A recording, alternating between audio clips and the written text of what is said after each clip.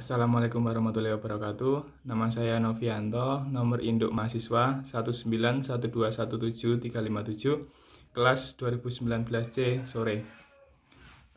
Saya akan sedikit menjelaskan tentang pentingnya AMDAL dalam setiap kegiatan izin usaha dan problematika UU sektoral.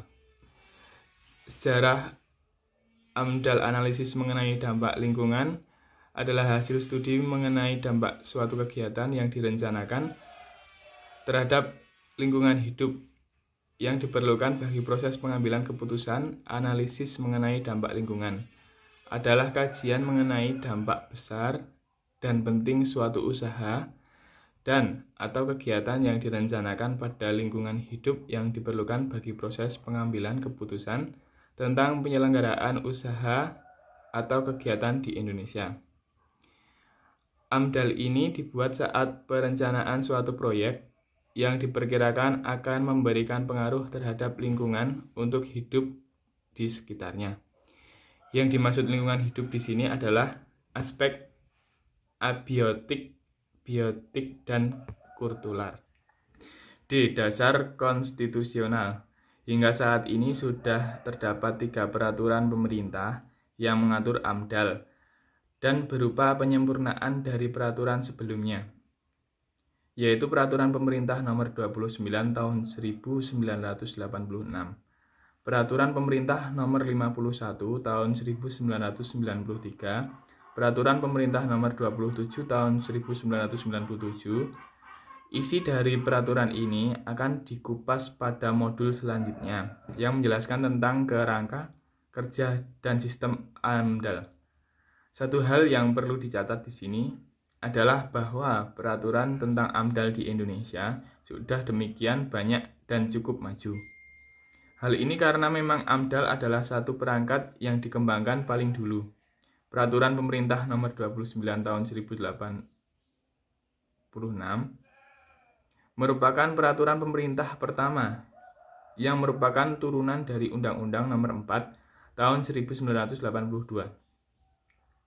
Sebagai konsekuensinya, banyak sekali peraturan yang terkait dengan AMDAL telah dikeluarkan oleh Menk.LH ketika itu, Menk.LH ataupun Kepala Bapedal. Demikian pula berbagai peraturan daerah yang mengatur pembentukan komisi AMDAL. Berbagai panduan tentang AMDAL dalam bentuk keputusan Menteri LH dan keputusan Kepala Bapedal dapat dilihat pada lampiran. Pedoman-pedoman ini senantiasa diperbaiki untuk menyempurnakan pelaksanaan di lapangan. Melalui keputusan Presiden Nomor 77 Tahun 1994 untuk melengkapi pelaksanaan peraturan tersebut, ada tingkat pusat dan daerah. Meskipun keduanya tidak memiliki hubungan hierarki struktural, Bapedal pusat kini berada di bawah Kementerian Lingkungan Hidup. Badan-badan lingkungan tersebut menjadi lokomotif pelindung kepentingan ekologi. Pada kenyataannya, kepentingan lingkungan sering kalah oleh kepentingan praktis materialis yang disebut kepentingan ekonomi. Studi AMDAL menjadi formalitas saja. 1. Peraturan dan perundangan mengenai lingkungan hidup dan AMDAL. Tahun 1982, Indonesia mengeluarkan Undang-Undang Lingkungan Hidup. Undang-undang ini diatur lebih lanjut dalam Peraturan Pemerintah Nomor 9 Tahun 1986 yang kemudian diganti Peraturan Pemerintah Nomor 51 Tahun 1993. Dan terakhir diganti lagi dalam Peraturan Pemerintah Nomor 27 Tahun 1999. Pemerintah membentuk Badan Pengendalian Dampak Lingkungan Hidup. Hal ini tidak mengherankan, karena pada dasarnya seluruh undang-undang harus sinkron dan sejalan satu dan lainnya. Namun demikian, undang-undang yang secara khusus mengatur pengelolaan lingkungan telah diterapkan sejak tahun 1982. Yang kemudian disempurnakan pada tahun 1997, yaitu 1. Undang-Undang Nomor 4 Tahun 1982 tentang ketentuan-ketentuan pokok pengelolaan lingkungan hidup sebenarnya telah menempatkan aturannya sebagai dasar bagi aturan pengelolaan lingkungan.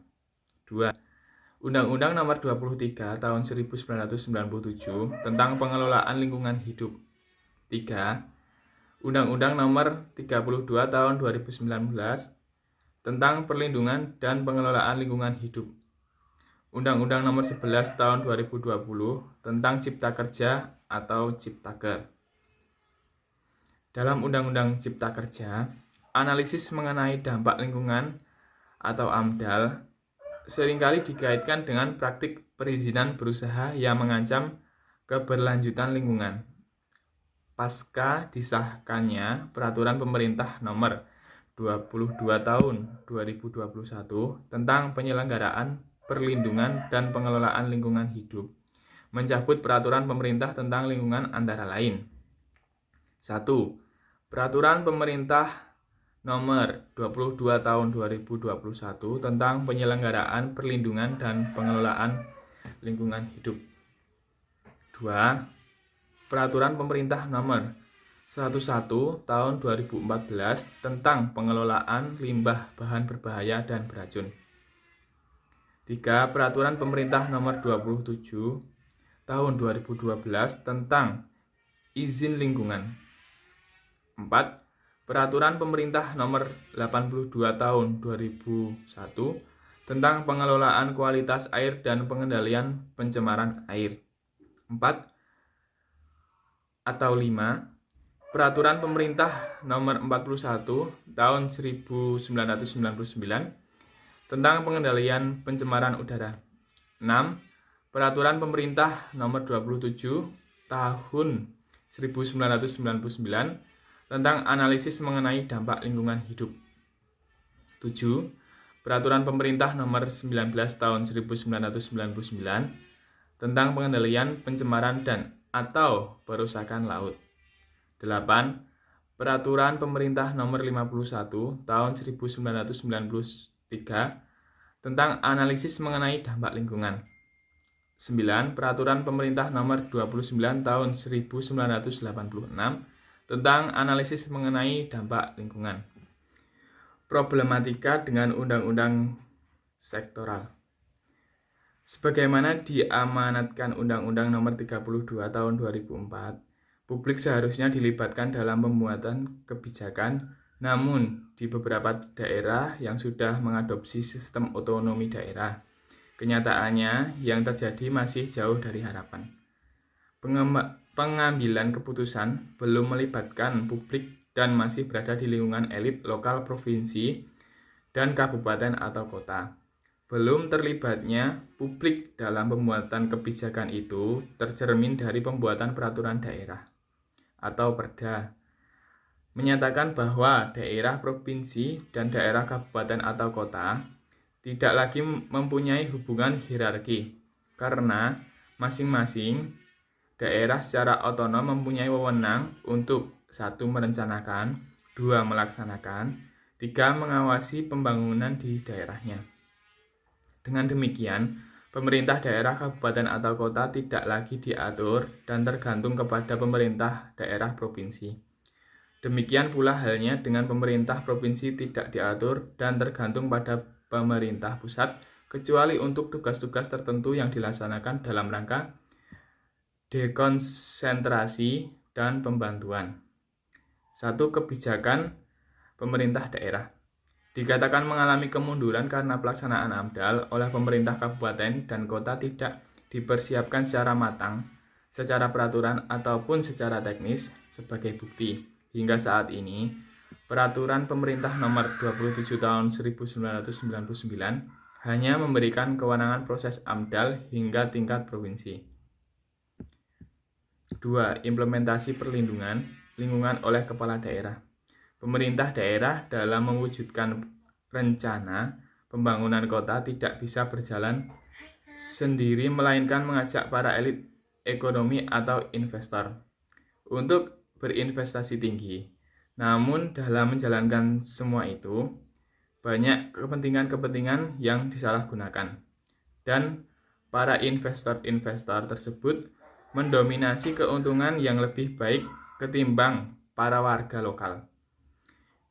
Di sisi lain, peran pemerintah semakin lemah karena dikalahkan oleh investor yang memang mempunyai modal yang besar, sehingga pertumbuhan kota hanya mengakomodasi kelompok yang memiliki modal saja. Lambat laun, para investor besar itu pun dapat menguasai wilayah. Berikut penjelasan dari saya mengenai pentingnya AMDAL dalam setiap kegiatan usaha dan problematika UU sektoral. Ada kurang lebihnya mohon maaf. Wassalamualaikum warahmatullahi wabarakatuh.